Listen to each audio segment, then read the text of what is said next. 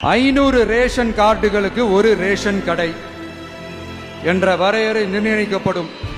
RK நிர்மணி, தமிழ்நாட்டின் CM தளபதி விஜய் அண்ணா. அது கேட்கும் போது அப்படியே ஒரு புத்தம் போது தமிழ்நாடு பிறந்த மாதிரி இருக்கு. நீங்க பாருங்க, அவரு நின்று அந்த அறிக்கை வர்றது எப்படி இருக்குனாக்கா, அவர் பதவியில உட்கார்ந்துட்டு அந்த உட்கார்ந்த நாள் தான் நாங்க இன்னைக்கெல்லாம் இது தொடங்க போறோம் அப்படின்ட்டு அறிக்கை விடுற மாதிரி இருக்கு. தமிழ்நாட்டு மக்களும் கடவுளும் முடிவெடுத்துட்டாங்க, அது யாராலையும் மாற்ற முடியாதுன்னு வச்சுக்கோங்க. பட் சொல்றேன், அதாவது இருக்கிறதுல 2 கட்சி, ஒன்னு அந்த கட்சி இல்லைன்னா இந்த கட்சி.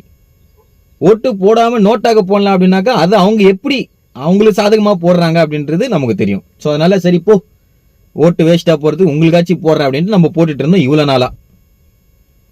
ஆனா இன்னைக்கு நம்ம போடுற ஓட்டு, நம்மளோட ஓட்டு எவ்வளவு முக்கியமானது, நம்ம ஓட்டு போட்டா என்னெல்லாம் மாற்றம் வரும், நீங்க போடுற ஒரு ஓட்டால இந்த தமிழ்நாட்டு தலையெழுத்த மாத்தலாம் அப்படின்றது தளபதி விஜய் அண்ணா அவர்கள் ஒவ்வொரு மேடையிலையும் எக்ஸ்பிளைன் பண்ற, நம்மளுக்கு புரியும்படி சொல்றாரு. ஆனா வேற கட்சிங்கெல்லாம் பாருங்களேன், இது எவ்வளவு வருஷம் கட்சி தெரியுமா? மறந்துடாதீங்க, நன்றி கடன் இருக்கட்டும், ஓசி பஸ்ல போறீங்களா, அதெல்லாம் எப்படி வந்துச்சு, இப்படி நம்ம ஓட்டு போட்டு தேர்ந்தெடுத்த அவர்கள் நம்மளை கேவலப்படுத்துறாங்க. திமுகன்ற தீய சத்திய சொல்றேன் நான். ஸோ அதனால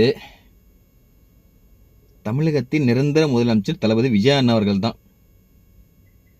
அந்த கடவுளும் முடிவு எடுத்துட்டாரு, தமிழ்நாட்டு மக்களும் முடிவு எடுத்துட்டாங்க. தயவு செய்து இதுக்கு மேலேயும் ஏமாறாதீங்க.